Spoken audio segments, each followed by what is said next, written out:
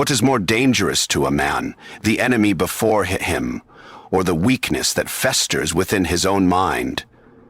You believe strength is found in applause, in love, in the admiration of others, but such illusions vanish at the first sign of betrayal, leaving you exposed, fragile, and broken. Power is not sustained by affection. It is secured by forces far more enduring. The forces moth where will be loved, but whether you will be feared, respected, and remembered. Whether you will be fear, the for it is, you will be feared, respected, and remembered. And if this unsettles you, then you are not yet ready for the truth that follows.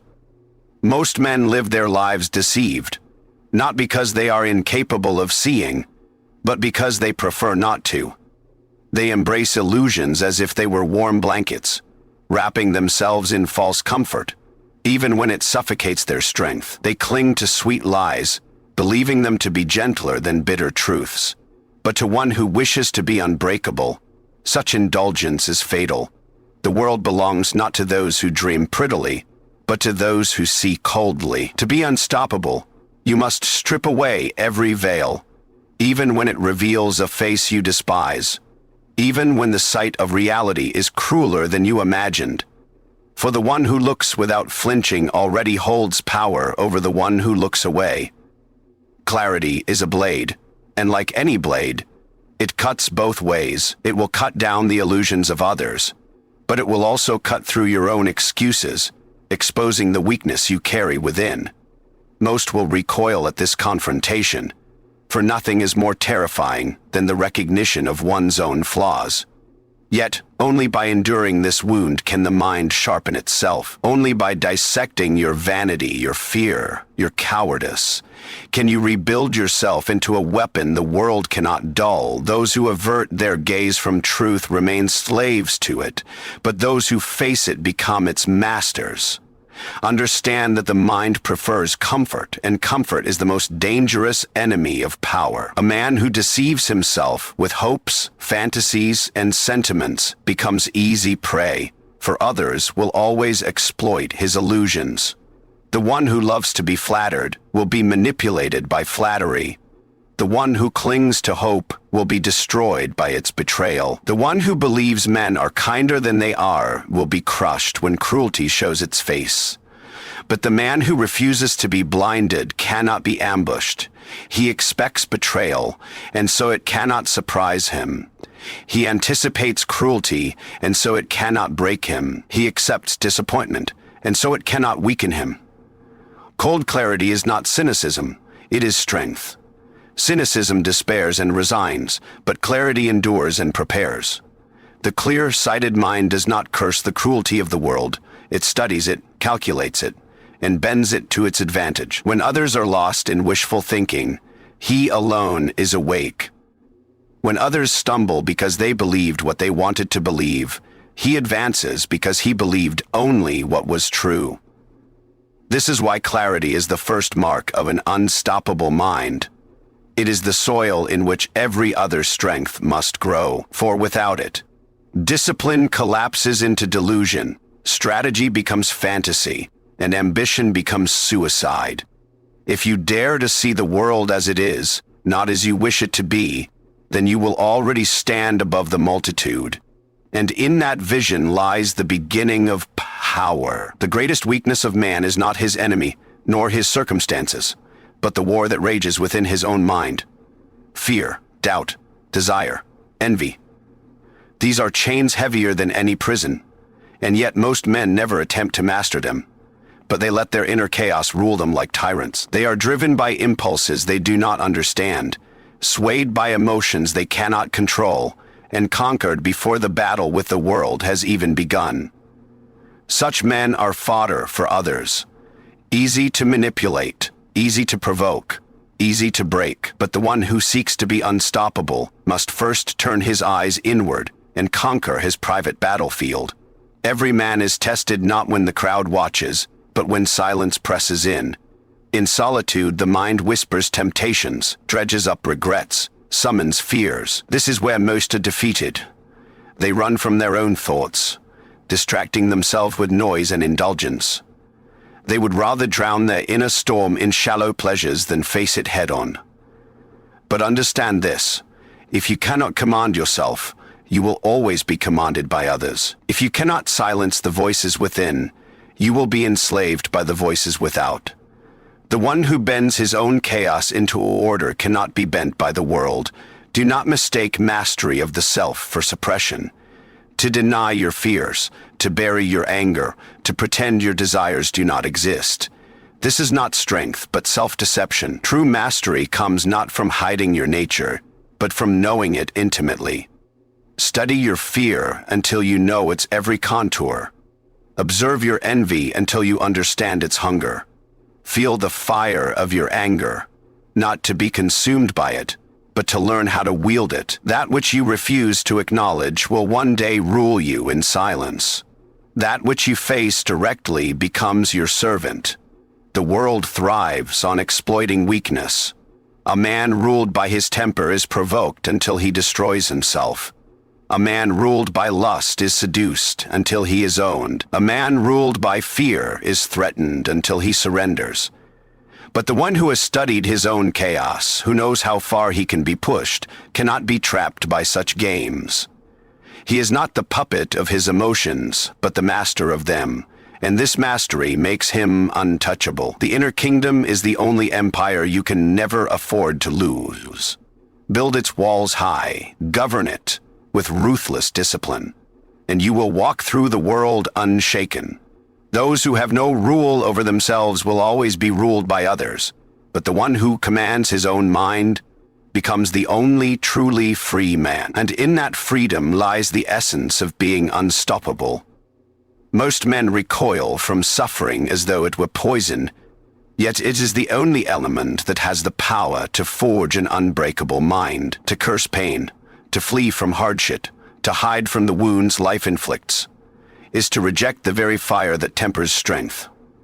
The weak waste themselves in complaint, mourning their misfortunes, as if the world were meant to spare them. But the one who is destined to rise understands that suffering is not a chain, but a forge. Each scar, each betrayal, each humiliation, these are not weights dragging him downward, but flames shaping him into something sharper, harder, and more enduring than before. Consider that no man becomes formidable through comfort. Comfort breeds softness. Softness breeds fragility. A man who has been shielded from adversity may appear strong, but when the storm comes, he collapses like rotten wood. By contrast, the man who has been cut, burned, and broken learns that he does not shatter. He learns that he can endure more than he thought possible. Each trial becomes proof of his resilience, and in this accumulation of trials, he builds a mind that no misfortune can conquer. Do not despise your wounds. They are your teachers. Failure teaches strategy, betrayal teaches caution, humiliation teaches humility, loss teaches detachment. These lessons cannot be bought in books nor borrowed from another man. They must be earned in the cruelest of ways. And yet once earned, they become permanent weapons. The man who has been deceived once will see deception long before it strikes again. The man who has been crushed by failure knows how to stand when others fall. The man who has endured suffering deeper than his enemy can imagine becomes terrifying, for he carries within himself a knowledge of pain that no threat can overcome. But suffering alone is not enough. To simply endure pain without extracting meaning from it is to remain chained. You must turn it into strategy, into armor, into fuel. The weak let their wounds fester until they rot into bitterness. The strong transform them into wisdom, into strength, into resolve. The difference is choice. Whether you will be broken by suffering or reforged by it. The unstoppable mind does not pray for an easier path. It welcomes difficulty, knowing that every challenge faced is another layer of steel added to the soul. When you suffer, you are being tested. When you are tested, you are being refined. And when you are refined, you become dangerous in a way that comfort could never produce. Suffering is not your enemy. It is your most faithful ally, for it strips away illusions, it hardens your will, and it shapes you into something beyond the reach of ordinary men. Those who run from it remain fragile forever. Those who embrace it walk forward. as if forged in fire. And in that fire, the mind becomes unstoppable. Power that is paraded invites resistance. Strength that is flaunted awakens envy. The man who shows his hand too soon teaches his enemies how to disarm him. But the one who conceals his strength, who moves quietly, who watches while others reveal themselves, he becomes the most dangerous figure in any game. To be mentally unstoppable, you must learn the discipline of restraint, to hold your power in silence until the exact moment it must be unleashed. Most men waste their advantage by announcing it. They cannot bear the weight of patience. They crave admiration, validation, recognition. They boast of their plans, display their victories, and reveal their weapons before the battle has begun. But in doing so, they give their enemies the map to their defeat. An exposed strength is a vulnerable one, for once it is known, it can be countered. The wise concealment of power, however, is untouchable, for the enemy cannot defend against what he cannot see. Concealment is not cowardice, it is strategy. It is the art of appearing weaker than you are, calmer than you feel, less dangerous than you truly are. Let others underestimate you, for their arrogance becomes the opening for your strike. Let them misjudge your silence as ignorance, your patience as hesitation, your modesty as weakness. Each miscalculation they make builds the trap in which they will later find themselves ensnared. And when the moment finally comes, when the silence breaks, when the mask is dropped, your strike must be swift and precise. Power that is revealed too late is wasted, but power revealed at the right instant shatters all resistance. It is the suddenness of the blow that terrifies, the unpredictability of the action that overwhelms. This is why patience is not passive. It is the preparation for devastation. Do not think concealment is only for war against others. It is also the shield of the mind itself. By concealing your emotions, you deny others the tools to manipulate you. By concealing your intentions, you prevent them from interfering with your plans. By concealing your vulnerabilities, you strip them of weapons to use against you. Silence, restraint, and hidden strength. These are the armors that guard the mind from intrusion. An unstoppable mind is not the one that constantly declares its power, but the one that holds it in reserve, wielding it only when the blow is unavoidable and decisive. This is the mark of true mental strength, the ability to wait, to endure, to observe, and then to strike with such force that nothing remains to resist. The mind that learns to conceal its power becomes not just strong, but untouchable, for no enemy can strike what he cannot see, and no rival can prepare for what he does not know exists. In this silence lies the most lethal form of mastery, and in that mastery lies the essence of being unstoppable. Most men live shackled by rules they never questioned, obeying codes they did not write, and submitting to morals designed not for their freedom, but for their control. They inherit the commandments of society, the doctrines of religion, the customs of culture, and they carry them like chains across their minds. These laws were never written for their benefit.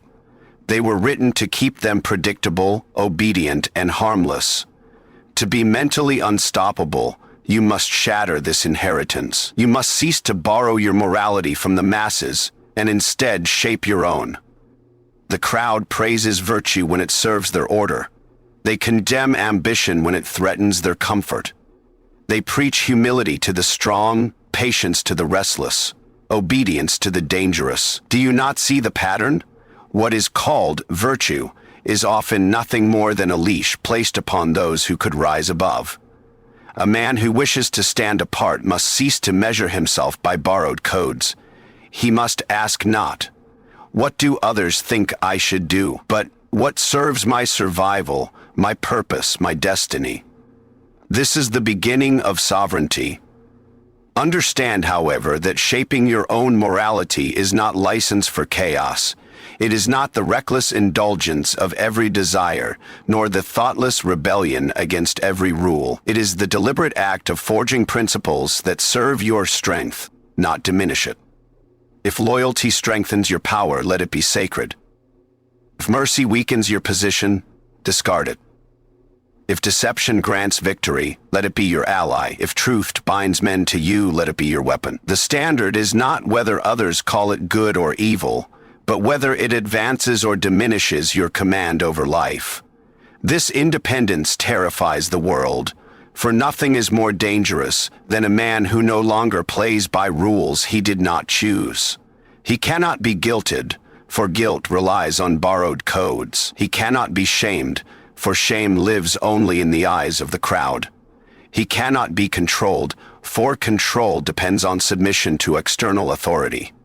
Such a man thinks as he pleases, acts as he decides, and answers only to the law he has carved for himself. This is freedom in its most dangerous form, and the masses will always despise it, for it reminds them of their own chains. But to live this way demands courage. To shape your own morality is to accept responsibility for every consequence, to claim every outcome as your own. You cannot hide behind tradition, nor blame the commands of others. Your victories will be yours alone, and so will your failures.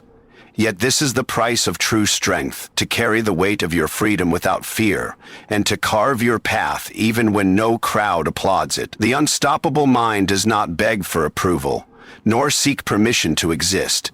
It forges its own compass, walks its own road, and bends morality to its own will. And in this rebellion lies a sovereignty that no man, no law, and no world can take away. Love is a fragile tether, woven from desire and illusion, easily broken by time, distance, or betrayal. Men crave it, women demand it, leaders beg for it, but it slips through fingers like smoke. Those who build their strength on love alone will one day find themselves abandoned, for love is a fleeting current, shifting with circumstance and whim. Admiration is no stronger, for admiration lasts only as long as you fulfill the expectations of others, and once you falter, it turns to disappointment or disdain. If you wish to be mentally unstoppable, you must anchor yourself not in love, but in fear and respect. For these endure where affection crumbles. Fear is not the childish terror of shadows, but the recognition that men will hesitate to betray, defy, or harm you when they sense consequence. Respect is not empty praise, but the hardened acknowledgement that your strength cannot be dismissed, your presence cannot be ignored, and your will cannot be bent. Together, fear and respect form the twin pillars of influence that love alone cannot provide. Love asks for loyalty, but fear and respect command it. Love pleads for devotion, but fear and respect secure it without question. The mind that relies on love will always be hostage to the moods of others. He must constantly perform, constantly please, constantly adjust himself to remain in favor. He becomes exhausted by the endless pursuit of approval, weakened by the terror of being rejected. But the one who seeks respect and instills fear stands free. He does not chase loyalty, it is given. He does not beg for validation, it arrives unasked. His strength speaks louder than his words, and his will shapes the behavior of others without the need for persuasion. Yet this does not mean cruelty without reason, nor tyranny without thought. Fear that is born only from malice turns quickly into hatred, and hatred eventually breeds rebellion. Respect without substance becomes hollow and fades. The balance lies in measured force, in the ability to be just as merciful as you are severe, just as fair as you are formidable. The world must know that your hand can punish, but it must also know that your rule is steady. Then you will not need to demand loyalty, for it will root itself in the very perception of your power. This truth extends not only to ruling others, but to ruling yourself. For even within your own mind, love of ease, love of comfort, love of safety will betray you. You must replace them with respect for discipline and fear of weakness. Fear yourself becoming soft, and you will remain sharp. Respect the strength you have built, and you will not squander it. Govern your own soul as you would govern others. with severity where weakness lurks, and with honor where strength prevails. The unstoppable mind does not hunger for the fragile sweetness of love, nor depend on the fickle tides of admiration. It commands fear, it commands respect, and in doing so, it secures a permanence that no affection could ever grant. For love may fade, but fear endures, and respect, once won, can carve immortality